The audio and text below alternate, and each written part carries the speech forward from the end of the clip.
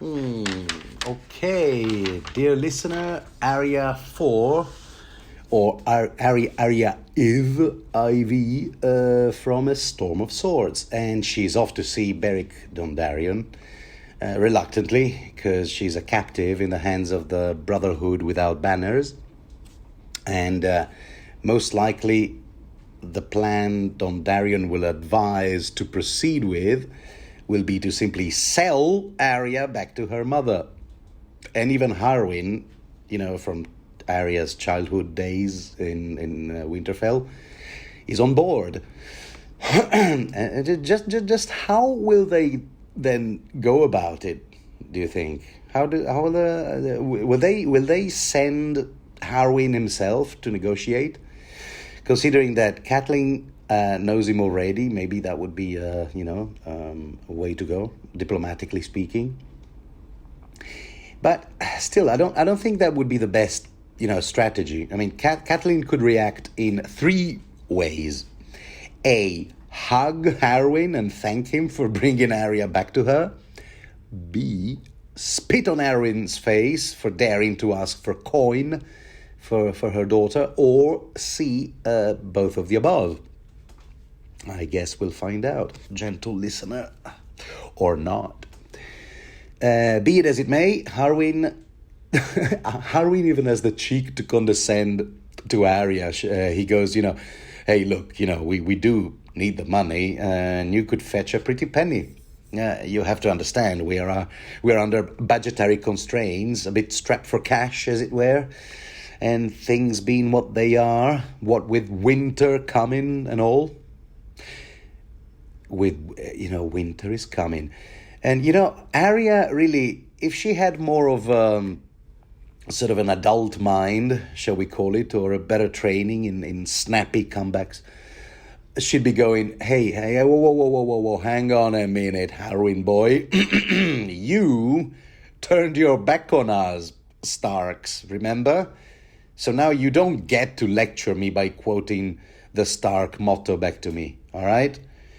You don't get to do, you don't get to do that, sir. Trouble is, at the moment, Arya's skill in giving snappy comeback lines rarely go beyond, you're stupid.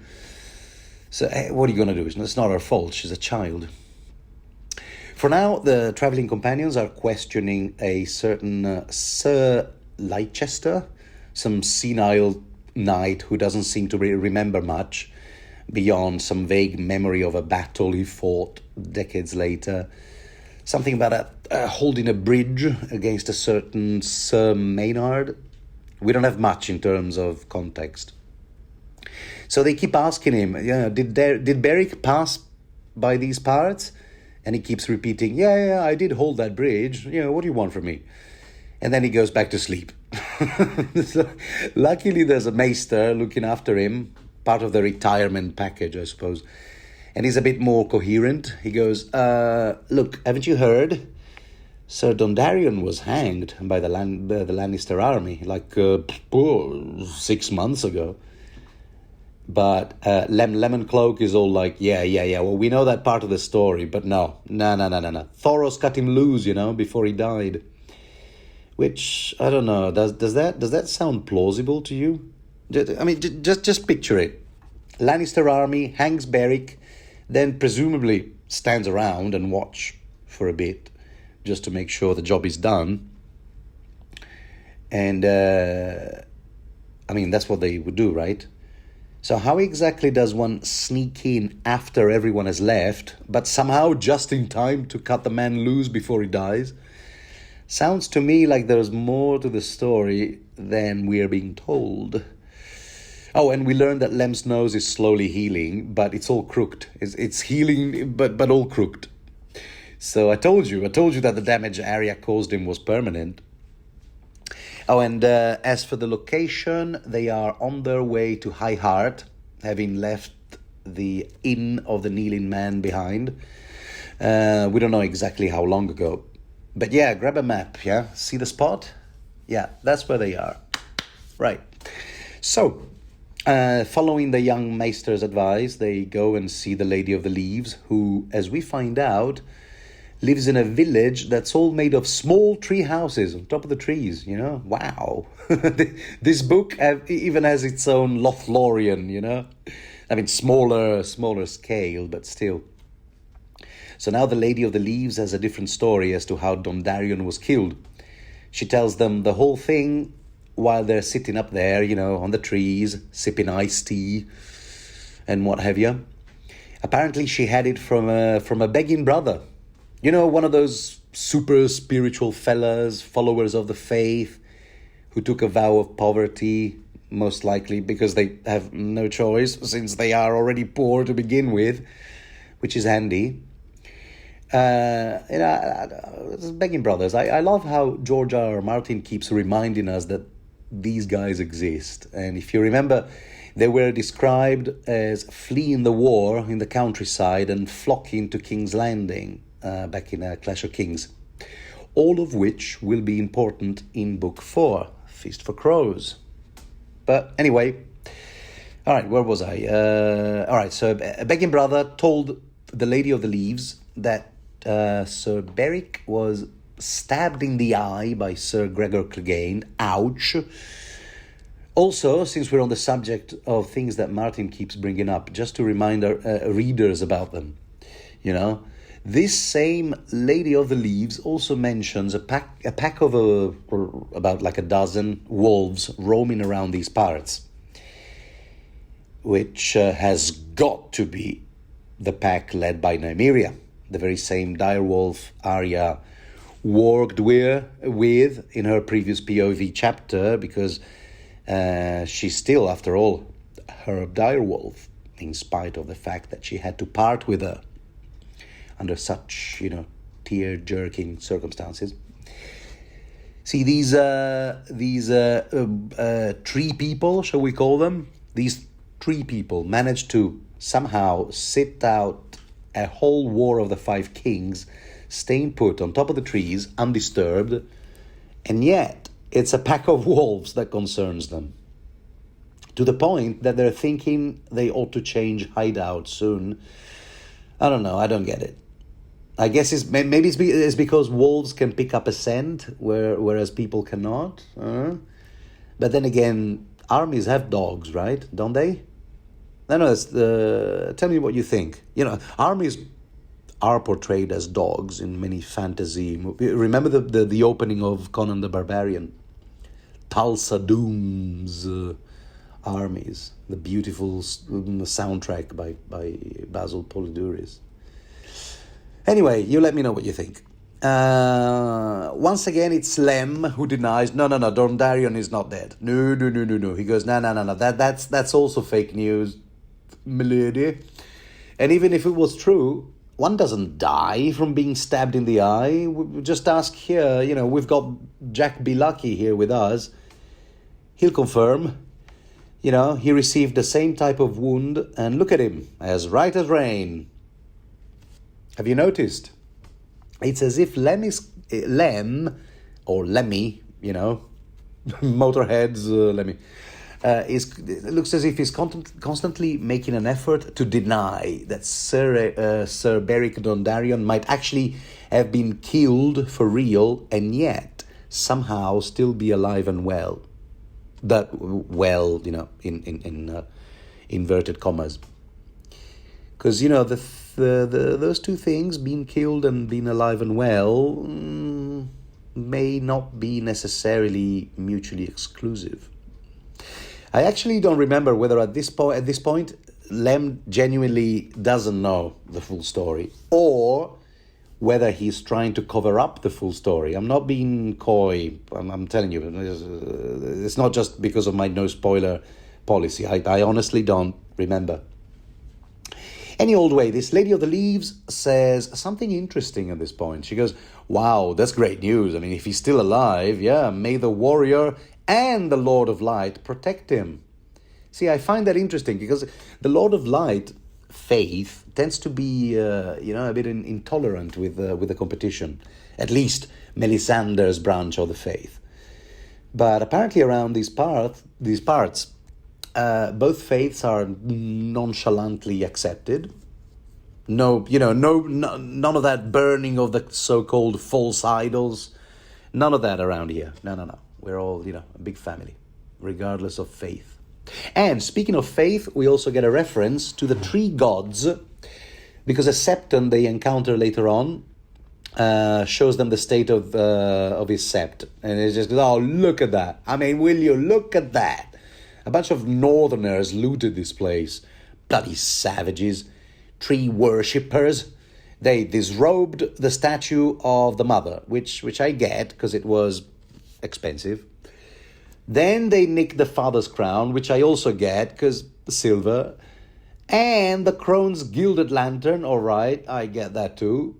Then they pried out the eyes of every statue because precious stones. I get that too. But honestly, the maiden's wooden breasts, why did they chop those off? What are they going to do with those? What kind of northerners do you say? Oh, I don't know. They shouted something about wanting to get their hands on the Kingslayer. So yeah, Karstarks, right? And Arya, who doesn't have a clue of the current, Stark versus Karstark agreements, developments, and so on.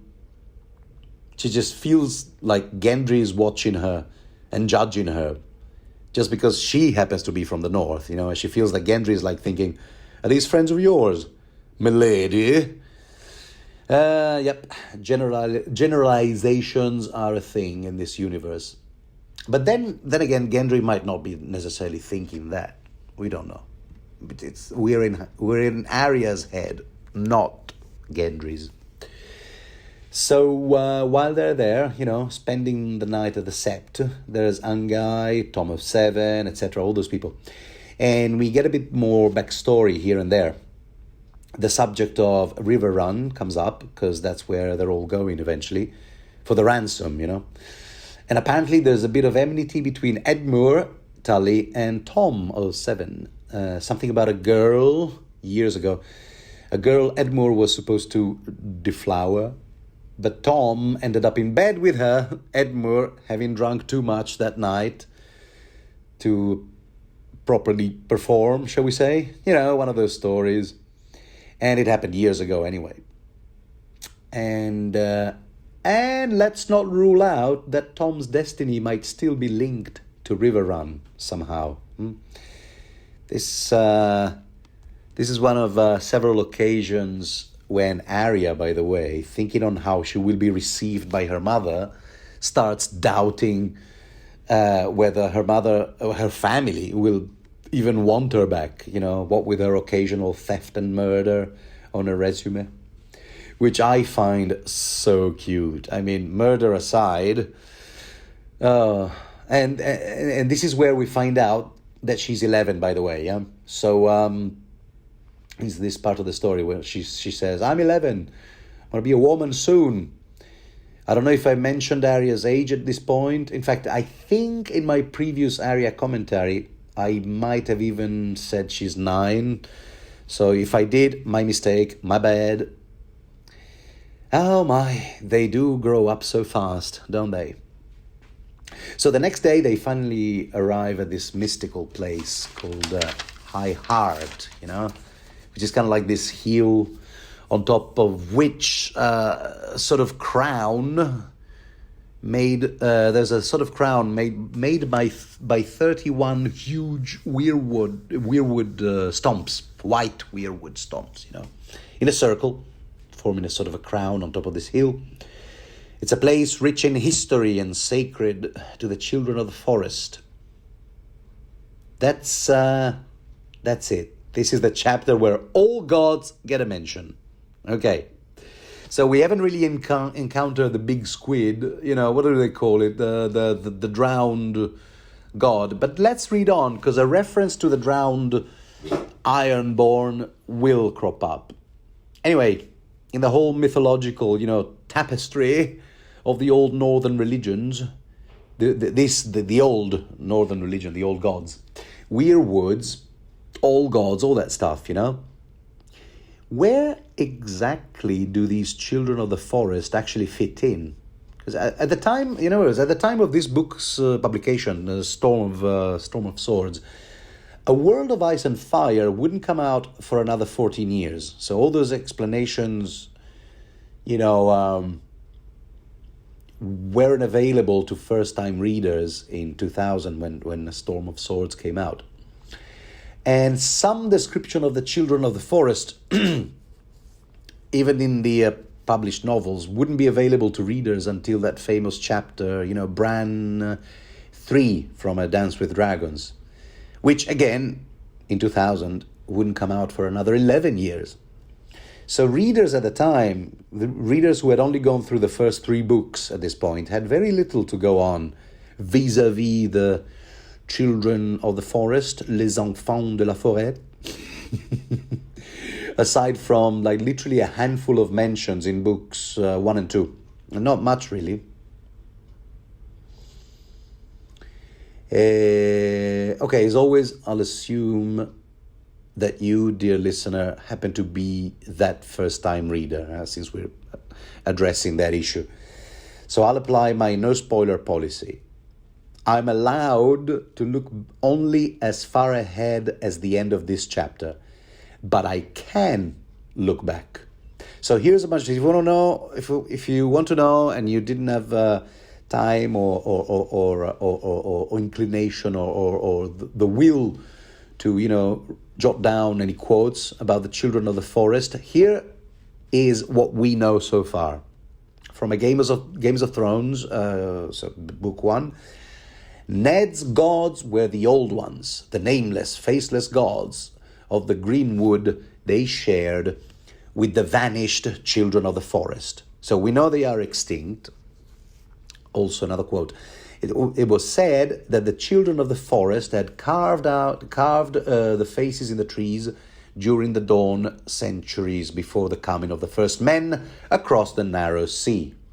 The children of the forest have been gone 8,000 years. Maester Lewin will tell you that they never lived at all. No living man has ever seen one. Aha. So some believe that they might not even, they might just be a myth. Anyway, it's fascinating how the overwhelming majority of references to the children of the forest seem to be concentrated in Bran's POV chapters. You get, Lewin's explanations, Osha's explanations, Jojen and Mira's explanations, exposition, I should call it. All these mentor figures who basically provide Bran with an education. Almost as if, of all characters, it might actually be Bran who eventually sees a child of the forest. But fasten your seatbelt, because in this very chapter, my friend, it's Arya who encounters a child of the forest. Maybe. It's disputed. So here's how it goes down. So we're camping there for the night on top of High Heart, and the storm wakes Arya up.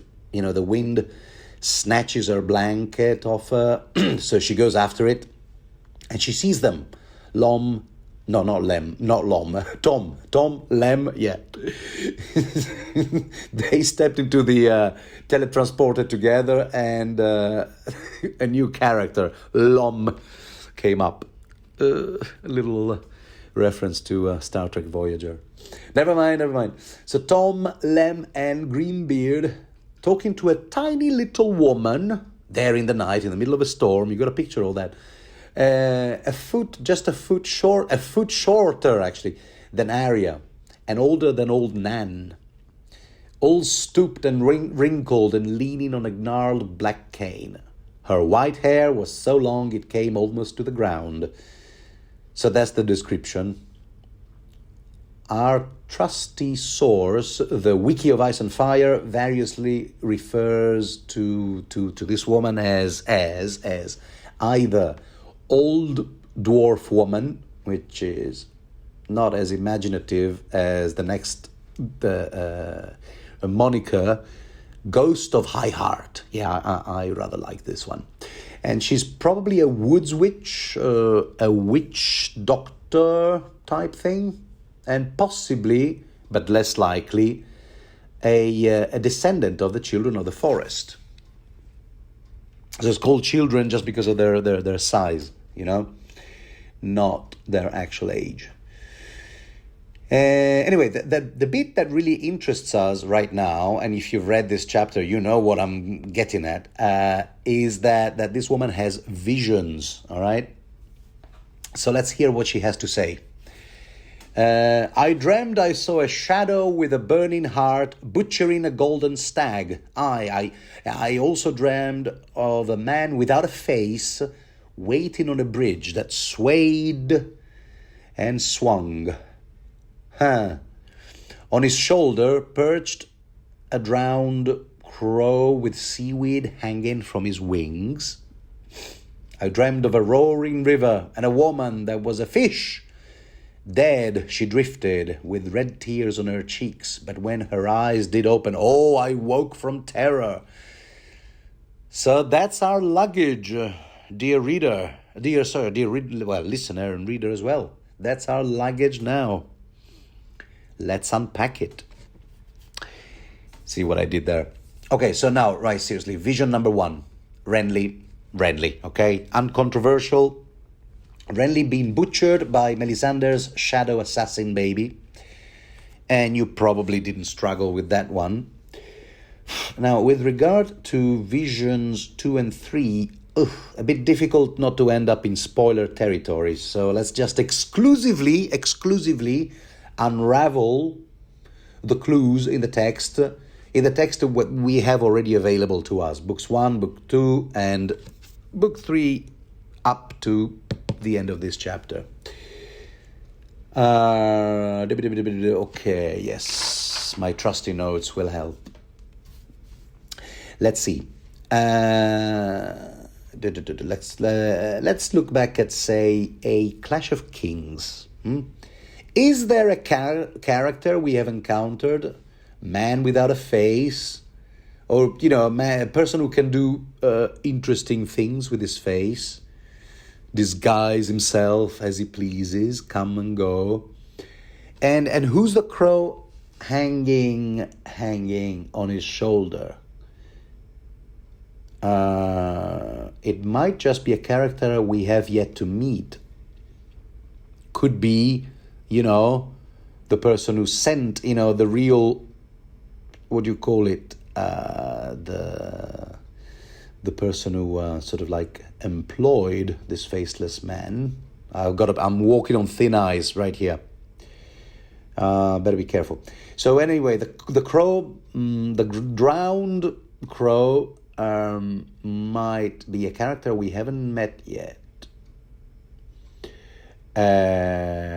But the drowned part, not to mention the seaweed, points to the Ironborn, And can I just point out that we did encounter a bridge that sways and swings? Allow me to read from A Clash of Kings. Quote, to get to the sea tower on its crooked pillar, he had to cross 3 further bridges, Indiana Jones style, each narrower than the one before. The last was made of rope and wood, and the wet salt wind made it sway underfoot like a living thing. Theon's heart was in his mouth by the time he was halfway across. A long way below, the waves threw up tall plumes of spray as they crashed against the rock. And that, my friend, was from Theon 1, A Clash of Kings. Of course, A Clash of Kings. There's no such thing as a Theon chapter in this book. Or indeed in Game of Thrones, right? Yeah. Anyway, and the swaying bridge will be described again. Rain was falling by the time he reached the swaying bridge out to the sea tower. That's from Theon 2, again, Clash of Kings. So there you have it. The only 2 chapters set in the Iron Islands, we get a swaying bridge. And nowhere else. So, make of that what you will. Now, as for vision number 3, well, let's see. A lady who is also a fish. Now, we are told in this very chapter that, you hear fish, think Tully. even for those readers who don't remember the silver trout on the Tully's sigil earlier on, Tom of 7, sorry, I forgot to tell you, he informed us, reader, that the reason why Edmure Tully is mad at him is not only because he, Tom, slept with a gal Edmure had his mind on, but also because Tom made a song about Edmure's, shall we say, failure to perform. The title of the song being The Floppy Fish. There. Nothing to be ashamed of, okay? It happens to old men. Especially after a few drinks too many. But yeah, I guess, I don't think George R. R. Martin plays that fish equals Tully reference, just, by coincidence. So a fish lady is a Tully lady dead, drifting on the surface of a roaring river. Okay, again, from A Clash of Kings, here's a description of Catelyn catching her own reflection on Renly's armor. Listen to this. The steel was polished to such a high sheen that she could see her reflection in the breastplate, gazing back at her as if from the bottom of a deep green pond. The face of a drowned woman, Catelyn thought. Can you drown in grief? That's from Catelyn 2 in A Clash of Kings. That's all I remember. Okay, so that's all I'm going to say. Every single piece of info I just dropped comes from past novels, published novels that I assume you've already read. My team of lawyers advised me that no spoiler clause, the no spoiler clause has been complied to, okay? So all the ghost of High Heart gets in return for her visions, which, let's face it, are not much use to these characters, only to us. They're of some use to us readers, really. All she gets in return is none of the gifts, presents that she asks for. She just gets a song from Tom. That's it. And then the next day, it's Tom who goes all coy on Arya, because she goes, so is this woman that I saw a child of the forest? And he's more like, yeah, maybe she is, maybe she isn't. Okay, now it's not a verbatim quote, but that's the gist. And it's interesting that Tom says, well, you saw her, didn't you? But no, she's not a ghost. And which means that Arya, was spying on those guys, talking to the lady, the woman, the ghost of High Heart, thinking that she hadn't been spotted, but clearly, at least Tom did spot her. So anyway, and at that point we learned a little bit more about the tactics employed by the Brotherhood without banners.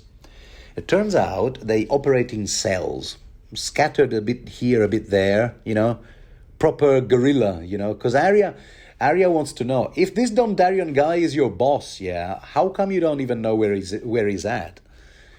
Ah, well, you see, milady, goes Harwin, that's kind of like the point. If one of us is captured and inflicted a bit of the old, what do they call it, enhanced interrogation, we can't give out that information because we don't even know it ourselves. Arya, of course, doesn't need to be told what's it like to have information extracted out of you under duress, because she saw it all at Harrenhal, which was not pleasant at all. So a long day's ride later, they get to Acorn Hall. You see there on the map? Yeah, that Acorn Hall, south of High Heart.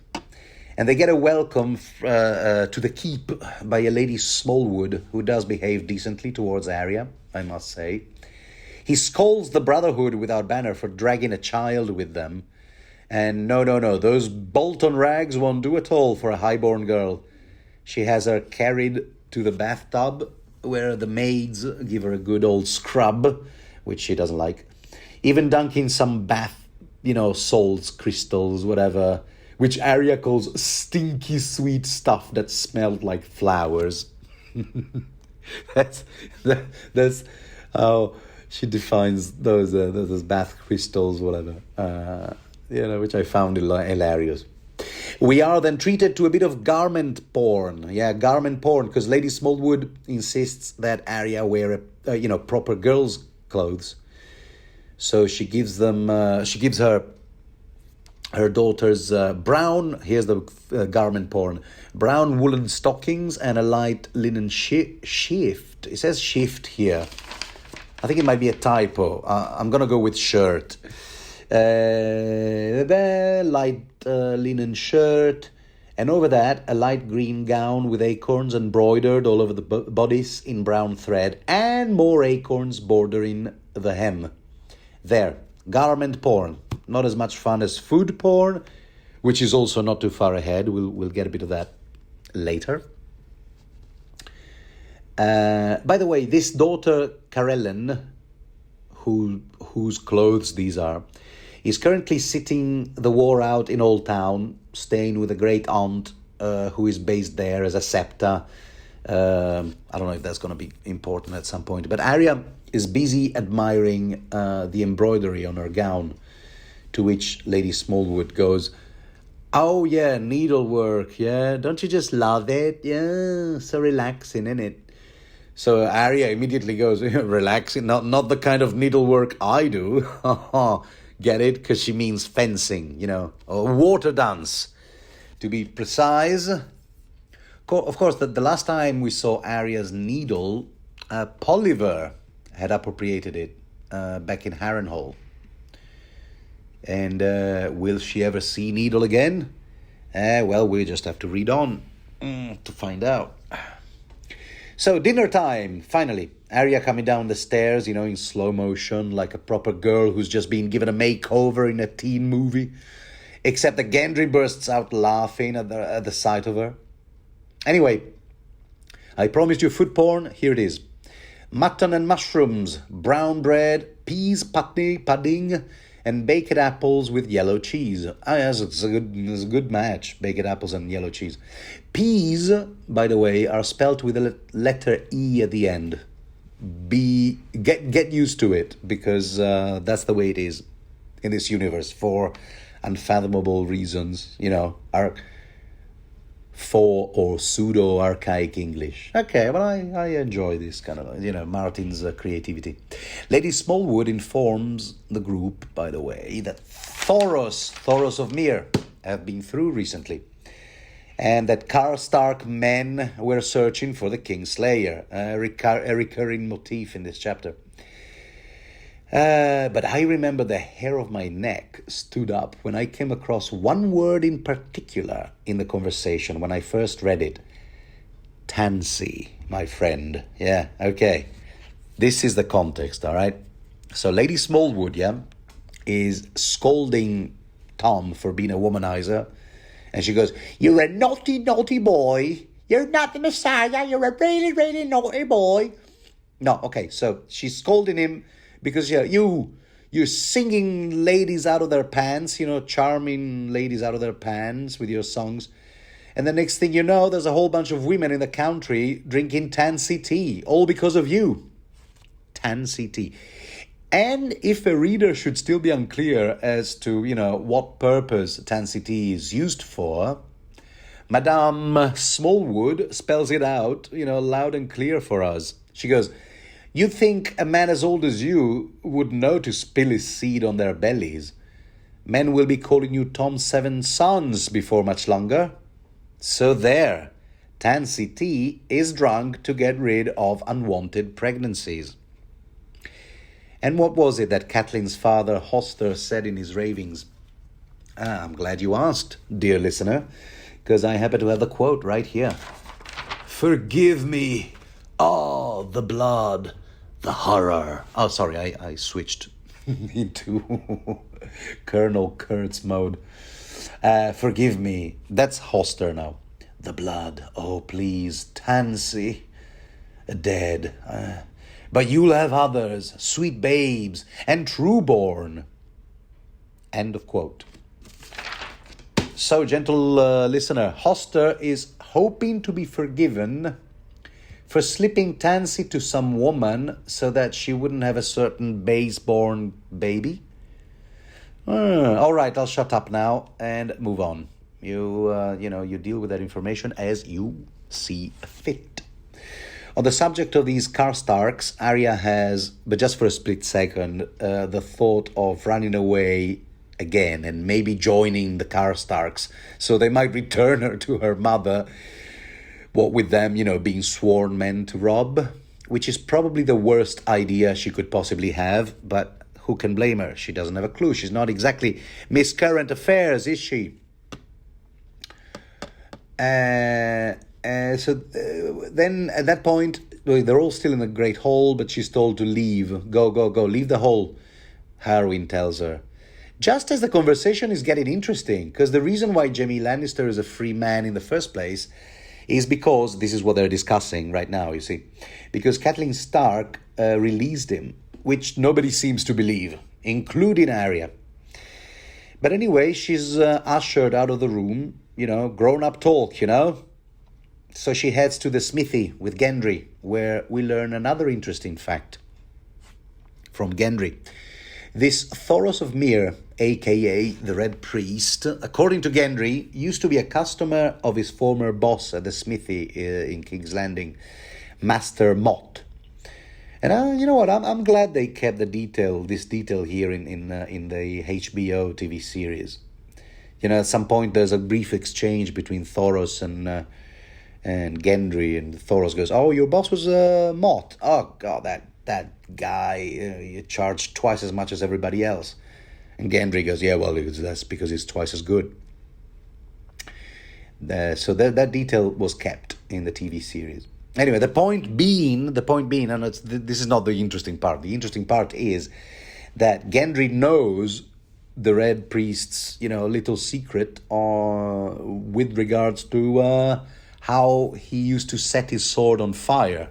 It's not magic. It's not magic, he says. The guy is a con man. He used to dip his cheap swords. He bought them cheap precisely for that reason. He used to dip them in wildfire, and voila! Then in tourneys and battles even, he would set it on fire. But that would ruin the steel. So he would have to have another one made again, tailor-made for him. So wait, does that mean, by the same token, does that mean that if this is a guarded secret among Red Priests, does that mean that Stannis' sword was also on fire because, far from signifying that Stannis is Azor Ahai reborn, does that mean that actually a stage trick was employed here? I'm not sure, actually. I'm actually asking. I'm not like being all smug, but in fact I know. No, I actually don't know. Because in a later book, a certain maester will inquire about this whole Lightbringer sword business, and we'll find out that the sword does produce light, but not heat. So it might not necessarily be wildfire in Stannis' case, because we know that wildfire is scorching hot. Maybe a different sort of stage trick used by Melisandre. Okay, I think I've revealed too much already. Sorry. Right. Anyway, so Arya and Gendry, they're there in the smithy and they start provoking each other like kids do, and they have a bit of a fight in the smithy. Playful, the way kids do, rolling across the floor, punching each other. At least I personally saw it as innocent. And be it as it may, when they return to the hall, while Tom is singing his heart out, Arya's gown is clearly a mess. A sleeve is torn out. Both kids are covered in dirt. And upon seeing this, both Harwin and Angai giggle and jest. But it's Lemoncloak who loses his temper and scolds Gendry. He goes, "Oh, oi, listen up, boy. Next time you lay a finger on her, you'll have to deal with me, all right?" I'm paraphrasing here, but I find it sweet that of all people, it's actually Lem who is protective of Arya, considering that, Arya broke his nose in an earlier chapter. Unless you rather go with the cynical interpretation, which is, the girl is valuable to us as long as we don't present her to her mother with a broken bone, which could get us killed if we don't play our cards right. It's bad enough that we're asking for money to return Arya to her family. Then again, this kind of reasoning would be more likely to come from Harwin, who actually sees the whole thing as good, playful fun. Because I just told you, he laughed at seeing Arya all messed up, covered in hay, whatever.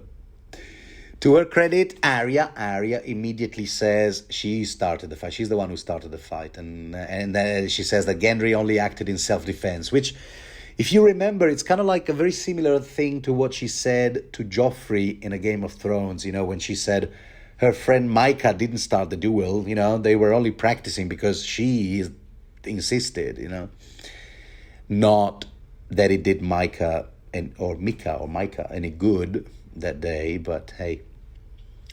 Anyway, so as soon as Tom ends the song that he's singing, some song about a guy getting laid, oh, surprise, surprise, have you noticed? Yeah, I mean, that's a very recurrent theme. Pay attention to every single song Tom is singing. No wonder. He selects those songs if they get him laid in turns. But anyway, so Lady Smallwood is just already switched off. All right, you go on. Stop singing already. And she's maternal every inch towards Arya still. She goes, okay, all right, listen up, girl. I guess you need a new dress, because you've messed up the last I gave you. Which is okay, because my daughter is probably going to outgrow this size, By the time she's back, she won't need these clothes anymore, but still. All right, I'll give you a new one, which Arya doesn't like one bit, because she has to take another bath before even trying the dress on. But as she puts the dress on, she's thinking, oh, good. Oh, this one is so delicate, the fabric, whatever, that I won't be expected to wear it on my way to Riverrun while riding a horse. So that's great. But, actually, no. What we understand is that that's exactly the point. You see, the delicate dress is for when Arya will be presented to her mother, looking $1 million, like she never looked, even in Winterfell. A proper highborn lady, But for the actual ride, Lady Smallwood has a bit more garment porn for her. She has another outfit in case she still has to pass for a boy. So she gives her breeches, belt and tunic to wear, and a brown doeskin jerkin dotted with iron studs. To which Arya acts all surprised. She goes, well, you also have clothes for a boy. What are you doing with these? And Lady Smallwood goes, why, yes, actually, yes, I do. They used to belong to my son, who died age 7. Yeah, I know. And Arya immediately feels terrible. I'm sorry, milady. I'm sorry I ruined that other dress. Sorry, it was so pretty. And Lady Smallwood says, that's okay, sweetie. You're pretty too. And now you have to be brave. Oh, everybody go, oh, come on, go with me. Oh, because on this sweet moment, which is kind of like rare, sweet moments are rare in this series, cherish them when you encounter them. On this rare, sweet moment, Arya IV in a storm of swords ends. And that was a real pleasure talking to you, dear listeners. So if you enjoy this sort of content, don't forget to do all the things that regular people do when regular people, not you and I, because you and I are exceptional, extraordinary, but regular people do those things, don't they, under such circumstances when dealing with such YouTube chapters. I'm so bad at this, by the way. So anyway, so this is it. And Arya IV, I look forward to speaking to you again real soon. So, ciao.